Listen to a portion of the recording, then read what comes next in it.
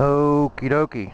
I have just purchased myself some $3.07 regular grade gasoline,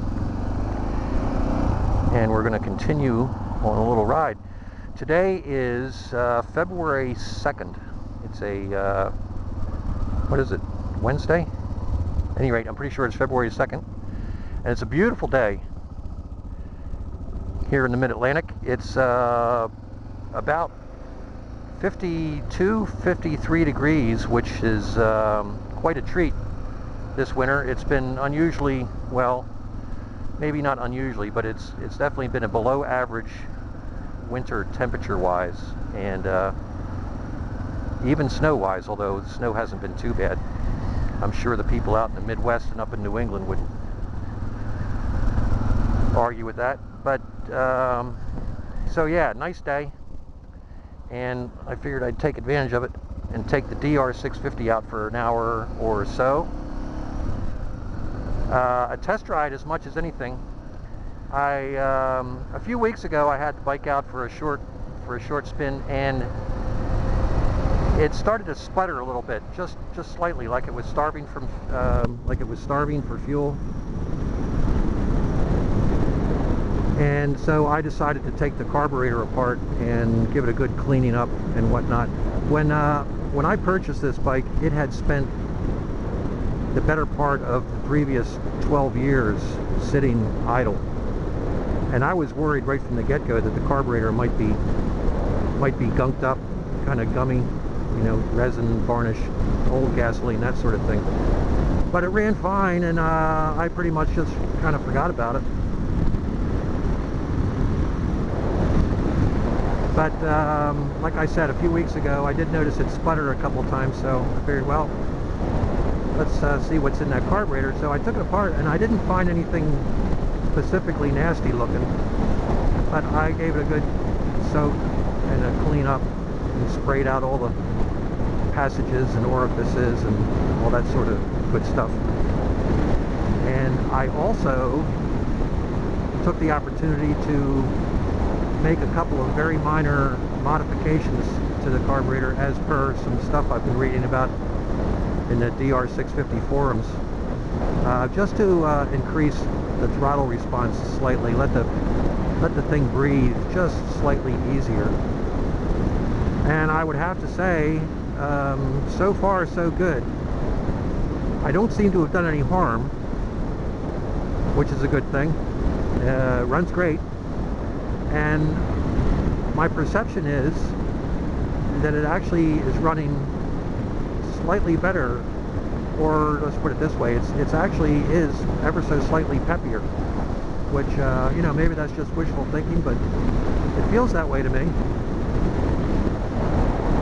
So carburetor cleanup modification, so far so good. Check that one off. And let's see, the other thing I've done, one other thing I've done this winter is I have purchased a new seat, or a new seat kit, maybe I should say. The DR650 model has basically gone unchanged for, well, since 1996, I believe, is the last time there was any major modification to this bike. And the factory seat has also gone unchanged all those years, and for all those years it's just been a real brick.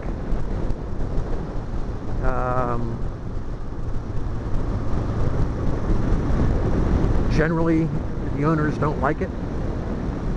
There's lots of aftermarket options,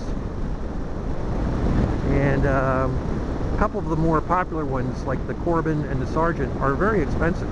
They come with, you know, a new shaped seat, a new seat foam, new cover, and a new seat pan. And I'm not quite sure why they feel that they need to supply you with a new seat pan. I found this outfit out in California, I believe, called Seat Concepts.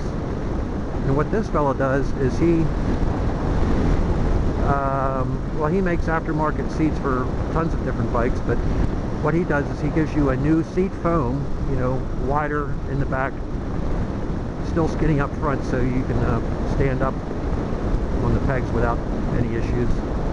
And you know, a brand new custom fit cover, which you install on your factory seat pan, and it's dead simple to do, and it's about half the price of a Corbin or a Sargent seat.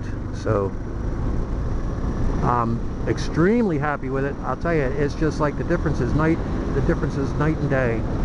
Absolutely comfortable. I would go so far as to say this thing is as comfortable as the seat on my Honda 919, and I like that seat a lot.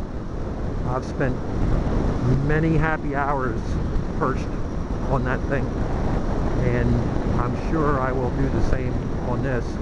So thanks, Seat Concepts. Nice product, fair price, and I'm pretty happy with it. I'll even post a picture of it up here, so anybody who's interested can get a little closer look at it. The other thing I've done this winter is to put on some aluminum handguards, which you can see there, hopefully. The bike comes from the factory with these plastic handguards, which do it, you know, they do a nice job at blocking the wind and you know, small tree branches, brush, that sort of thing. But they don't really do anything in terms of protecting the brake and the clutch levers when the bike falls over, which when you're riding off-road, that tends to happen occasionally. So like I said, I installed these aluminum handguards. They were dead easy to put on. Didn't have to make any modifications or anything. Well, I had to remove the end of the hand grip, but that's it. And then I reinstalled the factory plastic over top. So the look is actually quite nice. It looks fairly professional, and I'm happy with that. So I think, other than, you know, oil changes and chain adjustments and stuff like that, I think I have the bike pretty much ready to go for the springtime, and I'm looking forward to it. Although I have to say, today almost feels like a spring day, but I know we've got plenty of winter to go, so I'll enjoy this day. Actually, tomorrow is supposed to be about 20 degrees colder, so that's winter time around here for you. So okay, I guess that's my pretty much Suzuki DR650 specific update for February 2nd, and we'll catch you all next time.